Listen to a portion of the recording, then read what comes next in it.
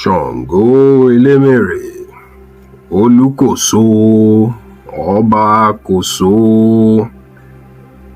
Aláàfin Ọ̀yọ́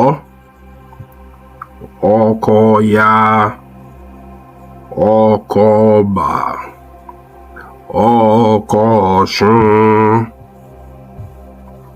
In the rich tapestry of Yoruba mythology, few figures command as much respect, awe, and reverence as Ṣàngó, the god of thunder and lightning.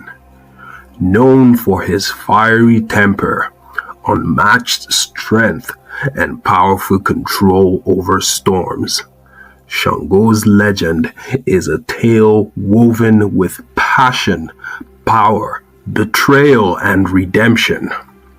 His story transcends time, echoing through generations as a symbol of both divine wrath and justice.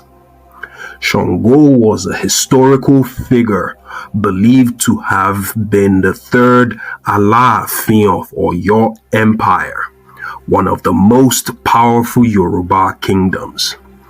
However, over time, his deeds grew into legends, and he was deified, becoming an Orisha in the Yoruba pantheon. His origin story is as captivating as the storms he commands. Born to Oromiyan, a formidable warrior and son of Oduduwa, who was the founder of the Yoruba people, Ṣàngó was destined for greatness. His mother, some tales say, was a powerful woman named Torosi. She was related to the Nupe people, symbolizing the cultural blend of the rich region.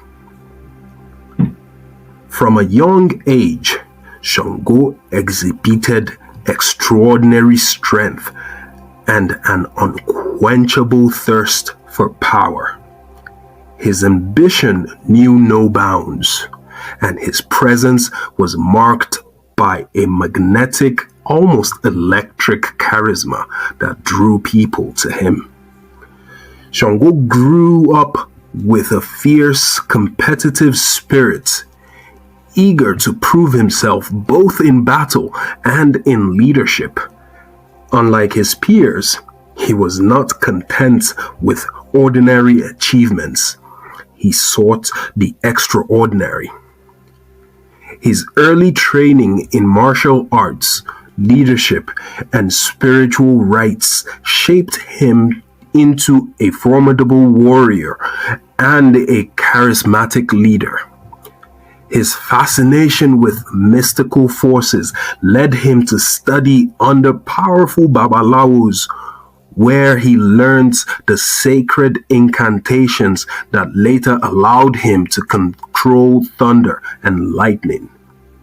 Although some claimed Ṣàngó inherited his power and special abilities from his mother Torosi.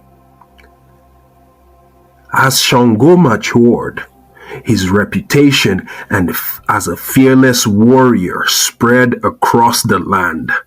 His strategic brilliance in battle and his ability to inspire loyalty among his followers made him a natural leader. Eventually, he ascended the throne as the Aláàfin of Ọ̀yọ́, inheriting a kingdom that was both prosperous and filled with political intrigue. Under Ṣàngó's rule, Ọ̀yọ́ expanded its territories, becoming an intimidating empire. He restructured the military, established strong alliances, and imposed strict laws to maintain order. Ṣàngó was known for his sense of justice. He did not tolerate corruption or betrayal, which earned him both admiration and fear. However, his temper often led to harsh punishments, and his pride sometimes clouded his judgment. Shango's personal life was as dynamic as his political reign. He had 3 prominent wives, Oba, Oshun, and Oya, each representing different aspects of his character. Oba, his first wife, was devoted and loyal, embodying the traditional virtues of a queen. She loved Shango deeply and sought to please him, but her attempts often went unnoticed due to his growing affection for his other wives. Oshun, the goddess of love, beauty, and fertility, was enchanting and clever. She was known for her charm and wit, using her influence to sway Shango's decisions. Despite her delicate nature, Oshun was a strong woman who knew how to navigate complexities of the palace politics. Oya, the fierce warrior, goddess of winds, storms, and transformation, was Shango's most passionate and turbulent partner. Their relationship was filled with intense love and equally intense conflicts. Oya was not just a consort, she was Shango's confidant and battle companion. Sharing his thirst for conquest and power, she is often depicted alongside him, signifying their inseparable bond. With his Oshe, a double-edged axe symbolizing his dominion over skies, Shango could summon storms, strike down enemies with bolts of lightning, and create thunderous roars that echoed across the land. This power made him both revered deity and a fearsome leader. His connection to the natural elements represented the duality of creation and destruction. He could nurture life with rain and devastate it with storms. Shango was not only feared for his supernatural powers, but also for his prowess on the battlefield. His battles were not merely contests of strength. They were fierce struggles driven by political ambition, personal rivalries, and the defense of his kingdom.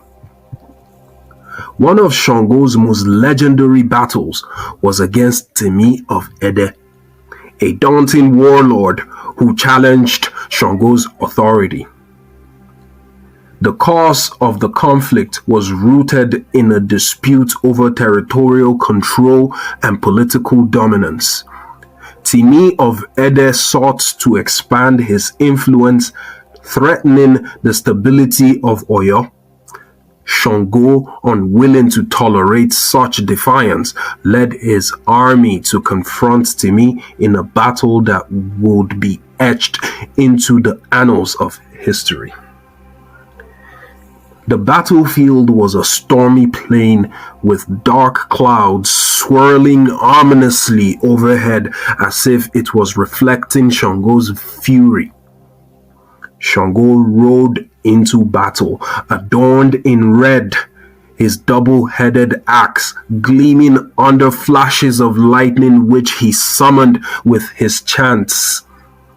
The clash was brutal, with warriors fighting fearlessly under the thunderous sky. Shango's mastery of lightning decimated enemy ranks, striking fear into the hearts of even the bravest soldiers. Despite Timi's strategic acumen, he was no match for Shango's supernatural might. The battle ended with Shango's decisive victory, solidifying his dominance and deterring future rebellions. Another significant conflict was with Gbonka, one of Shango's trusted generals, whose growing power sparked jealousy and suspicion. The tension between them escalated until it culminated into a deadly duel. The cause of this battle was Shango's fear of betrayal, fueled by palace intrigue and political rivalry. The duel between Shango and Gbonka was a spectacle of raw power and mystical warfare. Shango unleashed torrents of lightning while Gbonka countered with his own powerful magic. The earth trembled and the sky blazed as they exchanged blows. However, Shango's temper got the better of him. In his fury, he overextended his powers, summoning a catastrophic storm that spiraled out of control. The lightning turned against him, setting his palace ablaze and causing widespread destruction. Despite his power and prestige, Shango's downfall was rooted in his flaws, pride, anger, and insatiable hunger for dominance. His rivalry with Timi of Ede and Gbonka highlighted his inability to manage personal insecurities, leading to tragic consequences. The catastrophic duel with Gbonka marked the beginning of his fall from grace. Devastated by the destruction he had caused and overwhelmed by guilt, Shango fled the city. His once loyal subjects, disillusioned and fearful, turned against him. Wandering in exile, burdened by his failures, Shango eventually reached the town of Koso. There, unable to reconcile his pride with his fall from grace, he took his own life. Some say by hanging himself. Others claim he disappeared into the earth, consumed by lightning. However, Shango's story did not end with his death. Legends say that after his passing, strange phenomena occurred. Thunder roared louder, lightning struck higher with greater ferocity, and storms seemed to carry his wrath. His spirit was so powerful that the people of Oyo, realizing his divine nature, began to worship him as an Orisha. Temples were erected in his honor, rituals performed to appease his temper, and festivals celebrated to commemorate his legacy. His followers, known as Shango worshippers, wear red attire symbolizing fire and energy, and they carry the double-headed axe as a sacred emblem. To this day, in Yoruba culture and the African diaspora, especially in Brazil and the Caribbean, Shango is venerated as the god of thunder, justice, and masculine virility. Shango's legacy extends beyond religion. He is a symbol of strength, resilience, and the complex nature of leadership. His story is not just one of divine power, but also a cautionary tale about the dangers of pride and unchecked anger. His legacy is complex. A warrior king who became a god, embodying both the destructive force of nature and the enduring strength of leadership. Through storms and lightning, Shango's voice still echoes, a reminder of the thin line between mortal ambition and divine reckoning. Shango's influence is deeply embedded in Yoruba culture and beyond. Festivals such as the Shango Festival in Oyo attracts thousands of devotees who come to pay homage, perform rituals, and celebrate his life with drumming, dancing, and sacrifices. The festival is not only a religious event, but also a cultural spectacle showcasing Yoruba arts, music, and traditions.